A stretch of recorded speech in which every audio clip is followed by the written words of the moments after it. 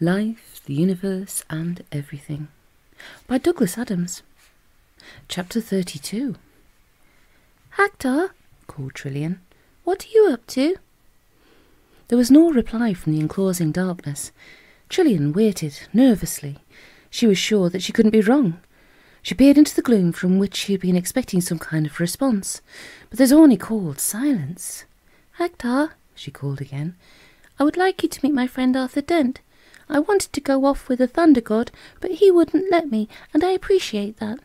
He made me realise where my affections really lie. Unfortunately, Zaphod is too frightened by all this, so I brought Arthur instead.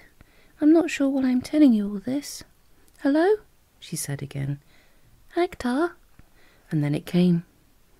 It was thin and feeble, like a voice carried on the wind from great distance, half heard, a memory or a dream of a voice. "Won't you both come out?" said this voice. "I promise you it will be perfectly safe."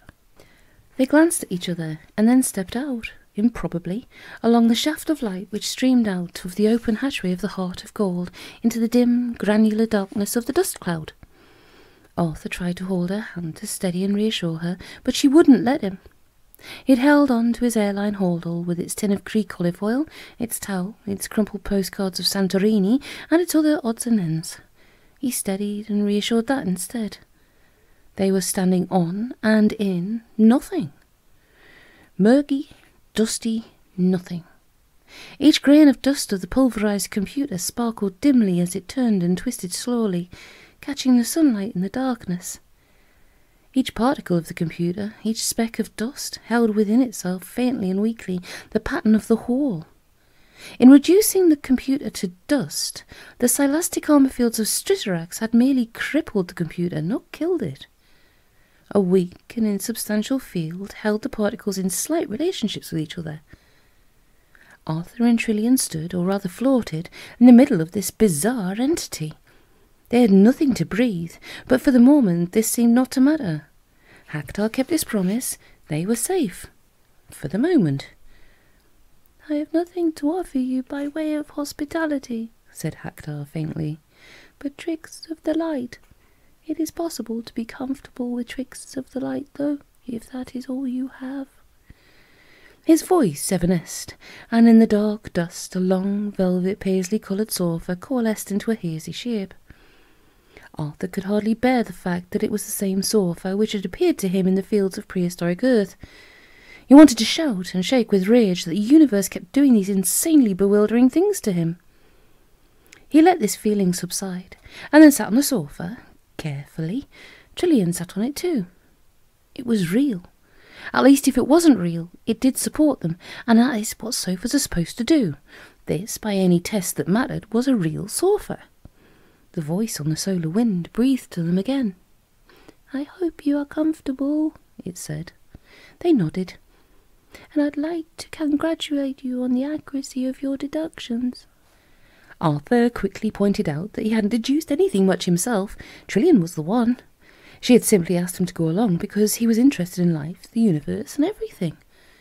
"That is something in which I too am interested," breathed Hector. "Well," said Arthur, we should have a chat about it sometime, over a cup of tea." There slowly materialised in front of them a small wooden table on which sat a silver teapot, a bone china milk jug, a bone china sugar bowl, and 2 bone china cups and saucers. Arthur reached forward, but they were just a trick of the light. He leaned back on the sofa, which was an illusion his body was prepared to accept as comfortable. "Why," said Trillian, "do you feel you have to destroy the universe?" She found it a little difficult talking into nothingness with nothing on which to focus. Hector obviously noticed this, and he chuckled a ghostly chuckle. "It's going to be that sort of session," he said. "We may as well have the right sort of setting." And now there materialised in front of them something new. It was a dim, hazy image of a couch, a psychiatrist's couch. The leather with which it was upholstered was shiny and sumptuous, but again it was only a trick of the light. Around them, to complete the setting, was the hazy suggestion of wood-panelled walls. And then on the couch appeared the image of Hector himself, and it was an eye-twisting image. The couch looked normal size for a psychiatrist's couch, about 5 or 6 feet long. The computer looked normal size for a black spear-spawn computer satellite, about 1,000 miles across. The illusion that one was sitting on top of the other was the thing which made the eyes twist. "All right," said Trillian firmly. She stood up off the sofa. She felt that she was being asked to feel too comfortable and accept too many illusions. "Very good," she said. "Can you construct real things too? I mean, solid objects?" Again there was a pause before the answer, as if the pulverized mind of Hector had to collect its thoughts from the millions and millions of miles over which it was scattered. "Ah," he said, "you're thinking of the spaceship." Thoughts seemed to drift by them and through them like waves through the ether. "Yes," he acknowledged, "I can, but it takes enormous effort and time. All I can do in my particle state, you see, is encourage and suggest, encourage and suggest, and suggest." The image of Hector on the couch seemed to billow and waver, as if finding it hard to maintain itself. It gathered new strength.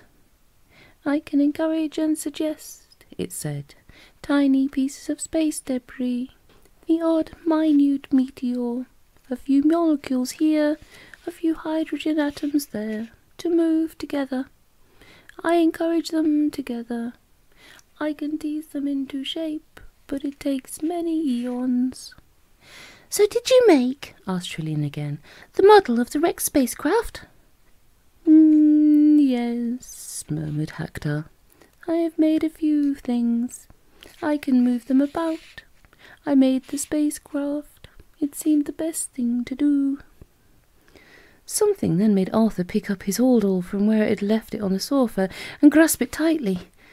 The mist of Hector's ancient shattered mind swirled around them as if uneasy dreams were moving through it. "I repented, you see," he murmured dolefully. "I repented of sabotaging my own design for the scholastic armor fields. It was not my place to make such decisions. I was created to fulfill a function, and I failed in it. I negated my own existence." Hector sighed, and they waited for him to continue his story. "You were right," he said at length. "I deliberately nurtured the planet of cricket till they would arrive at the same state of mind as the scholastic armor fiends, and require of me the design of the bomb I failed to make the first time. I wrapped myself around the planet and coddled it. Under the influence of events I was able to engineer, and influences I was able to generate. They learned to hate like maniacs. I had to make them live in the sky. On the ground my influences were too weak. Without me, of course, when they were locked away from me in the envelope of slow time, their responses became very confused, and they were unable to manage. Ah well, he added. I was only trying to fulfill my function." And very gradually, very, very slowly, the images in the cloud began to fade, gently to melt away. And then suddenly they stopped fading. "There was also the matter of revenge, of course," said Hector, with a sharpness which was new in his voice. "Remember," he said, "that I was pulverized and then left in a crippled and semi-impotent state for billions of years. I honestly would rather like to wipe out the universe.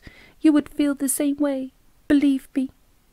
He paused again as eddies swept through the dust. "But primarily," he said in his former wistful tone, "I was trying to fulfill my function. Ah well."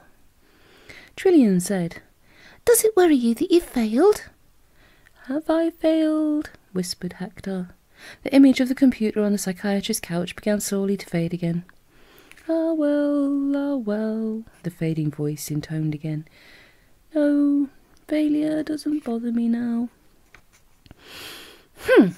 "You know what we have to do," said Trillian, her voice cold and businesslike. "Yes," said Hector. "You're going to disperse me.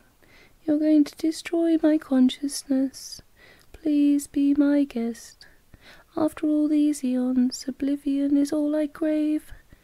If I haven't already fulfilled my function, then it's too late now. Thank you and good night." The sofa vanished. The tea table vanished. The couch and the computer vanished. The walls were gone. Arthur and Trillian made their curious way back to the Heart of Gold. "Well, that," said Arthur, "would appear to be that." The flames danced higher in front of him and then subsided. A few last licks and they were gone, leaving him with just a pile of ashes, where a few minutes previously there had been the wooden pillar of nature and spirituality. He scooped them off the hob of the Heart of Gold's Gamma barbecue, put them in a paper bag, and walked back to the bridge. "I think we should take them back," he said. "I feel that very strongly." He had already had an argument with Slightly Barfast on this matter, and eventually the old man had got annoyed and left. He had returned his own ship, the Bistromath, had a furious row with the waiter, and disappeared off into an entirely subjective idea of what space was. The argument had arisen because Arthur's idea of returning the ashes to Lord's cricket ground at the moment they were originally taken would involve travelling back in time a day or so, and this was precisely the sort of gratuitous and irresponsible mucking about that the campaign for real time was trying to put a stop to. "Yes," Arthur had said, "but you try and explain that to the MCC," and he'd hear no more against the idea. "I think," he said again, and stopped. The reason he started to say it again was because no one had listened to him the first time. The reason he stopped was because it looked fairly clear that no one was going to listen to him this time either. Ford, Zaphod and Trillian were watching the visi-screen intently. Hactar was dispersing under pressure from a vibration field which the Heart of Gold was pumping into it. "What did it say?" asked Ford. "I thought I heard it say," said Trillian in a puzzled voice, "what's done is done. I have fulfilled my function." "I think we should take these back," said Arthur, holding up the bag containing the ashes. "I feel that very strongly.